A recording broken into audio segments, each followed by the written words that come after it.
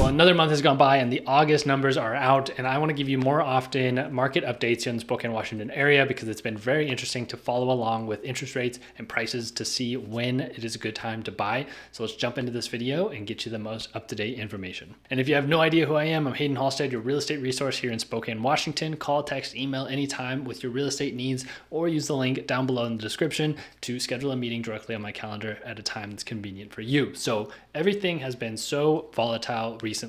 To watch interest rates really go up and down 0.5% at a time within a week, it feels a little abnormal, and it just feels aggressive, especially in a high interest rate market where every 0.25% really counts against your monthly payment in housing. And so everybody is waiting for, the big words right now are affordability and housing bubble. And so let's just kind of dig in, see where we're at, what makes sense, and when is it a good time for you to jump into the market here. So looking at my screen here, median sales price for August was $430,000, down 1.1% from the month prior and 1.1% from the year prior as well. So kind of interesting there. So the thing to look at here is, have we hit our peak high for 2023?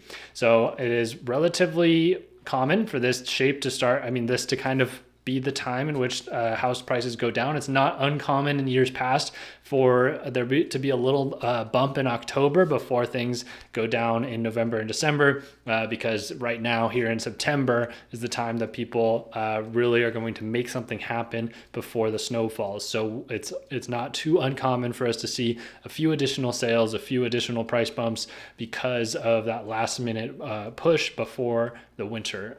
So sitting at 430 right now, obviously down still $30,000 from our peak high here in Spokane in May of 2022. The number of closed sales came in at 573, which was down 22.5% from the year prior, but up 4.5% from the month. So we saw a little bit more activity. We saw 573 up a little bit here in August. July was pretty slow. June had quite a bit of activity. So again, we might see one more month of increase potentially. It might flatline, but also depending on how September goes, it could just be a time in which we start heading towards those winter numbers. And so the biggest thing here is that in terms of, if I'm ever talking about the housing market crashing right now, it's in the fact that it's not the market as a whole that is crashing. It's not prices coming down and people losing their homes and things like that. It's really just the activity level of real estate is crashing, which is holding prices steady. The fact that nothing is happening is meaning that the numbers are really not moving in a dramatic way right now. Going over here to kind of check out where interest rates are at and what did they do in August. I put this out as a monthly view over the last 18 months from when interest rates really started to go up. So they started increasing in April of 2022, the most dramatically. And so actually, interestingly enough, if you look at an average monthly basis, this last August on average was the highest interest rate month over the last 18 months. So we've had the most amount of pressure. It didn't really feel like it, but I think it's because people are getting so used to the interest rates now. But we had the most amount of pressure from interest rates over this last month, with basically the entire month being well over 7%, and some at points in the month getting up to about 7.8%. Some conventional loans I had heard were being quoted at 8% depending on credit score. And so because of this, like I said, we're always having conversations of affordability, and affordability being the reason that a housing market crash is going to come. And there were even some titles like this in Forbes magazine. This week's U.S. housing affordability is worse now than it was in 2008. And now if you looked at that, you would think housing crash, housing bubble, doom and gloom. But the thing about it is that housing affordability isn't what caused the housing crash in 2008. It was the fact that housing was so obtainable and so affordable in 2006, 2007 that caused the 2008 housing crash. People could get a house with no credit and no income, and we're just being given houses, and 5 houses at a time on adjustable rate mortgages. And so it was just the fact that there was so much credit being that was available in the world that caused that crash. And now, because of the laws that were put into place, the qualified mortgage laws that were put into place in 2010, it is so much harder to get a loan right now. The people that have houses are legit home buyers. And the thing to look at here is that this graph shows that 90% of homeowners have an interest rate below 5% in the United States. So those that have a mortgage, which is about 50% of homeowners, 90% of those have something below 5%. And then there's a bunch of other houses that are owned free and clear for cash. And so there's so many people right now that don't want to give that up, and it's just stalling the market. And so then those people that need to transact, because there will always be those people that need to buy or sell for death, divorce, whatever it is, relocation, the big one right now. And so those people will always be the ones that are moving the market to some degree. And right now it's just very little, because people have to have a super legit reason to transact real estate at the moment. And to stress the point even more, that nobody is really losing their houses in this environment, and that there's not going to be a wave of inventory to bring prices down, because that's the thing that would cause a bubble to happen. This graph right here shows the number of consumers with new foreclosures and bankruptcy. You can see this increase right here heading through and into the housing market crash, this steep line, this increase. There's only one of two increases right now. So people will say that there's been a 400% increase in foreclosures in 2023. And it's the only other time that foreclosures have gone up since the 2008 crash. Well, I mean, look at the extreme line that we saw here heading into the 2008 market crash, and then this little baby increase right here. And so, hey, maybe it's just the beginning. We don't know.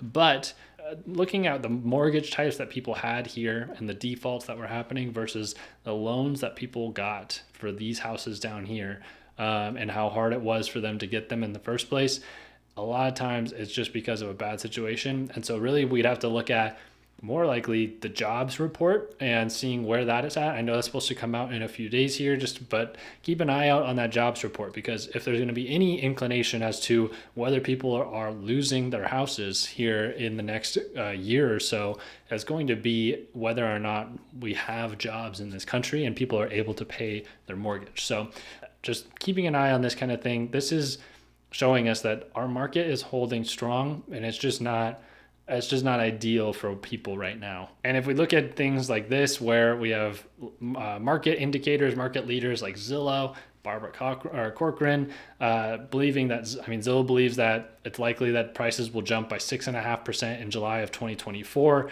And the darker the blue is, the more it's going to go up.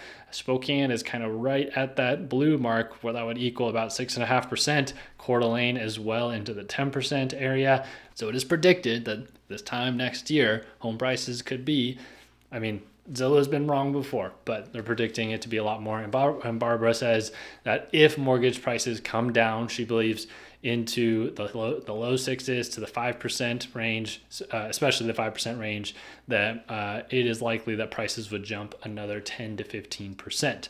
The Mortgage Bankers Association also been known to be wrong, that they believe by Q1 of 2024, we're going to be looking at 5.9%.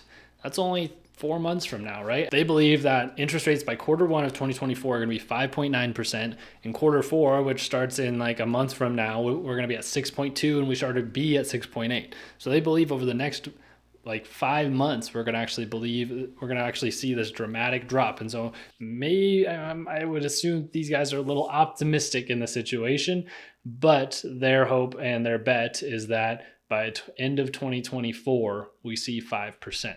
I'll be interested to see if that actually happens. I believe it's a little optimistic, but let me know what you think down in the comments. And while you're down there, make sure to hit the subscribe button, like, and the notification bell. If you're finding these videos helpful, or you're making the move to Spokane, make sure to join our community.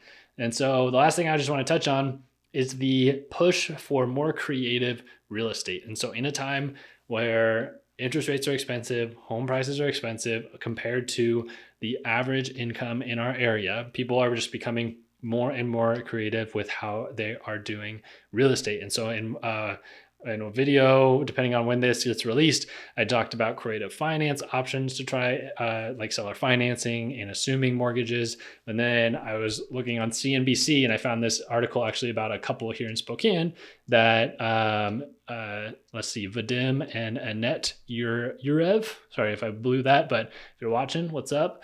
But they bought a duplex for $235,000, which was like 4 years ago. So you're not going to buy a duplex for $235,000 anymore. But they are doing what's called house hacking, which I'm a huge proponent of. I've been doing it in this home for a very long time. But if you're single or you're a young couple, got no obligations, you might as well, if you're going to buy the house, even if you're renting, sublet the rooms in the apartment. It's going to be cheaper if you get a 3-bedroom apartment and then rent out some of the rooms, or get the house, get the duplex, rent those places out while you can. And not even this doesn't even have to be the best investment in the world. You could sell it in 5 years from now. You don't have to keep it as a long-term investment, but just keeping your monthly expenses low is going to be really important. And then I think this bill right here is going to be very interesting in the long term here in Washington. But there's a push. They're sending it to Congress now, I believe, but a new law giving tenants a chance to own land under their manufactured homes cooperatively. So in a manufactured home park, typically you are renting your lot from somebody, whether it's a mom and pop organization or a big corporate organization that owns your manufactured home land. But they're actually going to be pushing that the manufactured home park owner has to give a 2-year notice, I believe, to the tenants that they're going to sell. So that the tenants can have a chance to rally together, form a committee, an HOA, however you want to put that, and actually purchase the land from the owner and create a community-owned place. And so, I mean, there's pros and cons to this. Obviously, I think it's going to de-incentivize some investors on that side of it. But I mean, if tenants are able to come together and do that, I think it'll be cool for property ownership and affordable ownership. And so your lot rent will probably stay the same because you're actually going to be contributing to it as an HOA now to take care of everything.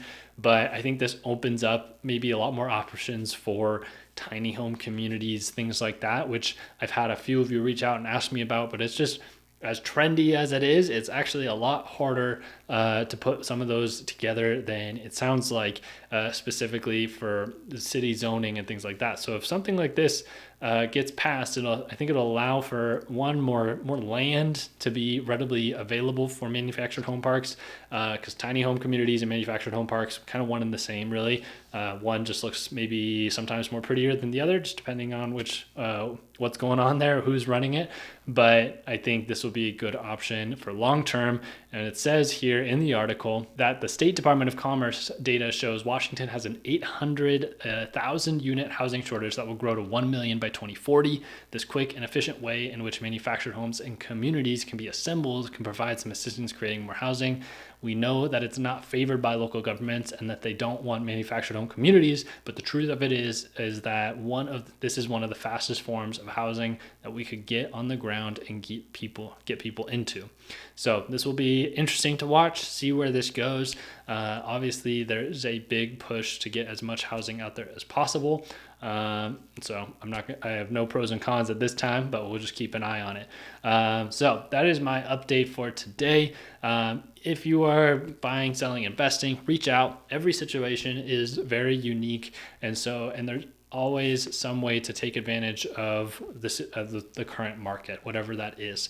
And so if you are looking to move within the next 3 months or even 2 years, call, text, email anytime, or use the link down below in the description to schedule a meeting on my calendar at a time that's convenient for you.